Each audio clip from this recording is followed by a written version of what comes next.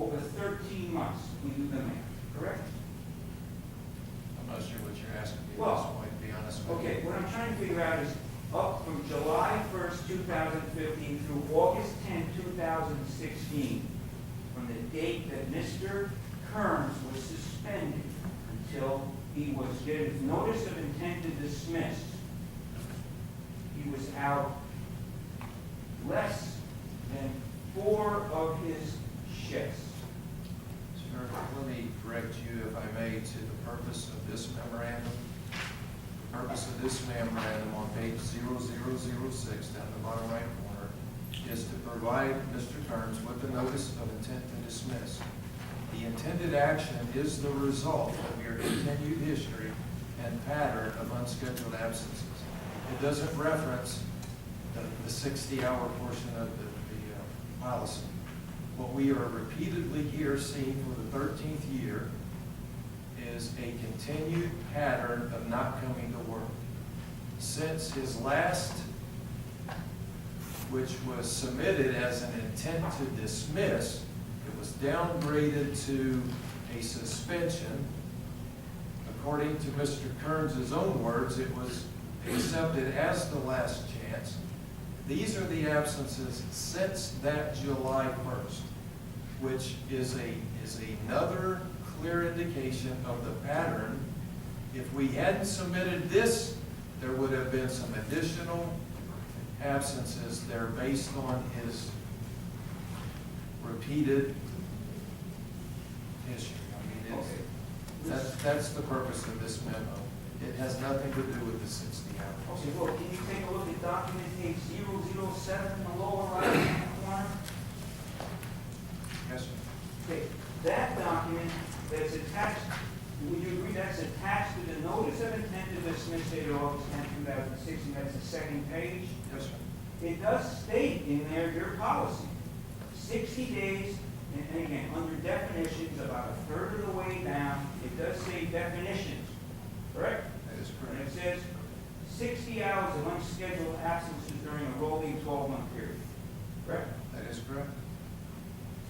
Okay, while we're on that page, if you take a look again, page 007, do you have any information that that is not Mr.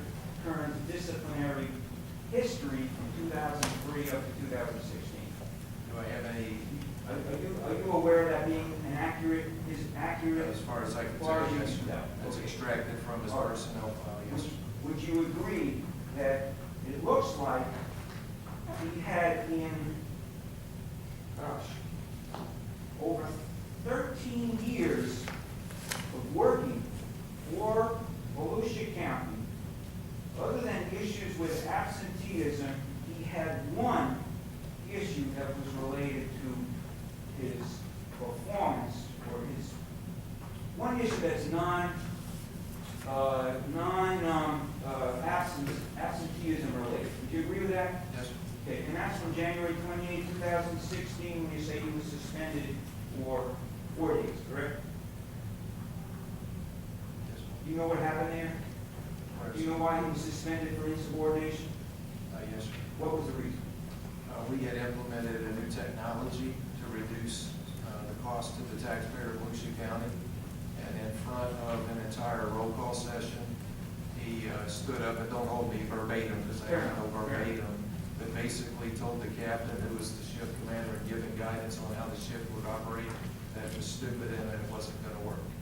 Okay, so he disagreed with the policy, and when he verbally disagreed, he did it inappropriately, would that be kind of He was correct? insubordinate to his captain in front of the entire ship, Okay. Do you which know if then disempowered his whole captain and the whole chain of command thing. Fair enough, okay, he was suspended for that, 4 days, correct?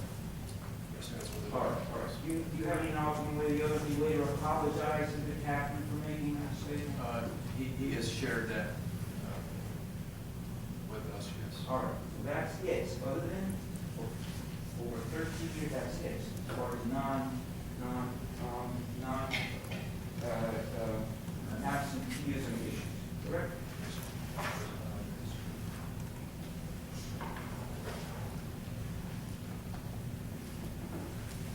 Okay, I just want to, a few more questions questions here, I want you to go back. Have you seen, have you looked over all the records?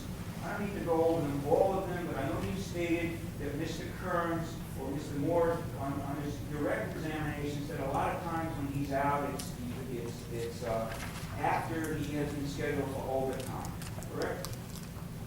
Is that what you're saying? When he's The out. pattern, No, if he what's- goes in for overtime, he takes over, he is scheduled for overtime after he finishes, after he works his overtime shift, later on he takes off. Is that, So that's not, are you saying it's before, what is the pattern? Tell well, us the what pattern is, it depends on what you're asking, but the pattern that Mr. Kerns has developed is that he, once again, takes off the last day he is scheduled to work, which extends his break time, and then tries to work an overtime day in that same pay period to make up for that day and not lose money, if that makes sense. Would you agree, though, there are many times, we don't need to go over it, page 79, and 80 of the record, there are many times where he's scheduled for overtime where that didn't occur, What did occur, sir? where he did not take off the last day of his, right before he his pay period, right before he's scheduled to be off. Are you asking me if he worked the last day of his break? Yes, sir, that, he has worked. He has. He has, sure. He didn't take the last day off all year long. Obviously, if he's sick, let's say hypothetically he's sick, he can't choose what day he takes off. Would that be correct to say that? I can't say anything hypothetically, sir. Okay, Bernard. It's not. All right. Now, I want to go, if you can take a look at page, we're going to talk about his employment evaluations. Yes, I'm sorry. Correct.